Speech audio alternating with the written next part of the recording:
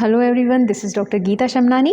Link for the Hindi version of this video and link for the other videos also related to the clinical examination and hematological practicals are given in the description box. Today I will show you how to do Peller examination and what are the viva questions related to the Peller examination. So first of all, we should know what is Peller. Pallor is the waxy appearance of the skin or paleness of the skin. Paleness never means the yellow discoloration.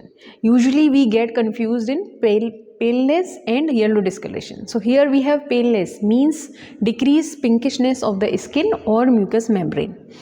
So on what factors the pallor depends? Pallor depends upon the thickness of the skin and quality and amount of the blood flowing in the capillaries underlying the mucous membrane and skin.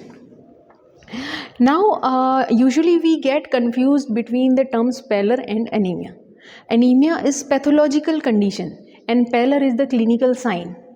Okay, so anemia is most common cause of the pallor, but it is not always that presence of pallor means anemia.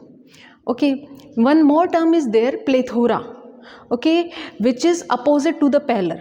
In plethora there is increased pinkishness or there is reddishness in the mucous membrane or skin, which usually occurs in the polycythemia. So now we have to look for the sites for the examination of pallor. So today we have Mr. Aman Sharma. He became ready to become subject today. So first site to be examined is lower palpebral conjunctiva. So how you do?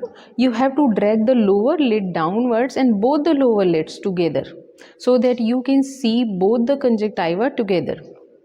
So here you can see pinkishness was there, which was equal on both the sides. Why we have seen both the conjunctiva? Because many times there can be a irritation or infection in one of the side which may become red and which may mislead our finding.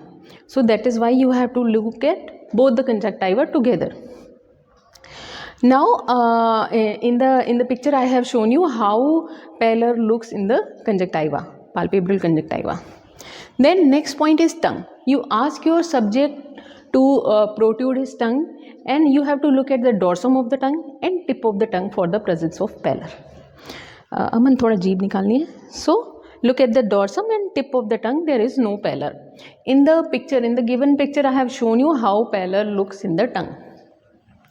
Next is mucous membrane. You ask your subject to open his mouth and you look at the mucous membrane of the mouth. And then is nail beds. You ask your subject to show his nail like this and then you can just see, so there is no pallor. Okay, so in the given picture I have shown you how pallor looks in the nail beds. Then there are palm and soles. You ask your subject to show his palm and you can compare with yourself also. ऐसे दिखाइए हाथ. So here I can compare with myself. So there is no pallor.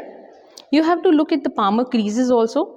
Ideally color of the palmar creases must be much darker than the color of the palm.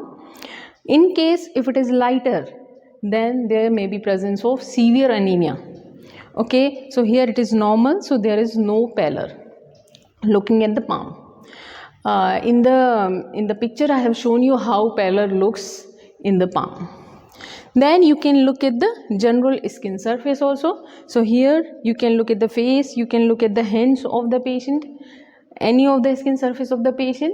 So severe grade of pallor may be visible anywhere on the skin. So here there is no pallor. Rakh lijiye. Now the next question which is commonly being asked in the examination is the grading of anemia. So there are 4 grades. Grade 0 is no anemia, grade +1 is mild anemia, grade +2 is moderate anemia and grade +3 is severe anemia.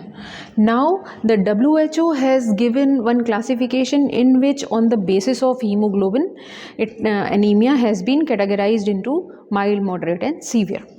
So hemoglobin level more than 13 gram per deciliter in the male is considered to be normal or no anemia.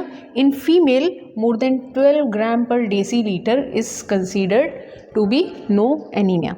In case of pregnant females, this level is considered to be more than 11 gram %. Now, what is mild anemia? Mild anemia when hemoglobin level is 11 to less than 13 or 11 to 12.9 gram per deciliter in males and 11 to 11.9 or less than 12 gram per deciliter in females is considered to have mild anemia. What is moderate anemia or grade +2 anemia? From 8 to less than 11, okay, or from 8 to 10.9 gram per deciliter both in males and females is considered to be moderate anemia. Okay, now what is grade +3 anemia or severe anemia? When hemoglobin level is less than 8 gram per deciliter or 8 gram % both in males and females is considered to be severe anemia. Now we must know the common causes of the pallor. So as I have already told you that the common cause of pallor is anemia. So next causes may be shock. Now shock is decreased blood supply to the tissues. So shock may be cardiogenic, like in left ventricular failure there is decreased blood supply to the tissues. May be hypovolemic, like in blood loss, that may lead to pallor. It may be neurogenic, it may be septic shock, may be due to anaphylaxis. So all these conditions are leading to the shock that are finally leading to the development of pallor. Then there is vasoconstriction. Now vasoconstriction due to any of the cause, like most common cause of the vasoconstriction is cold.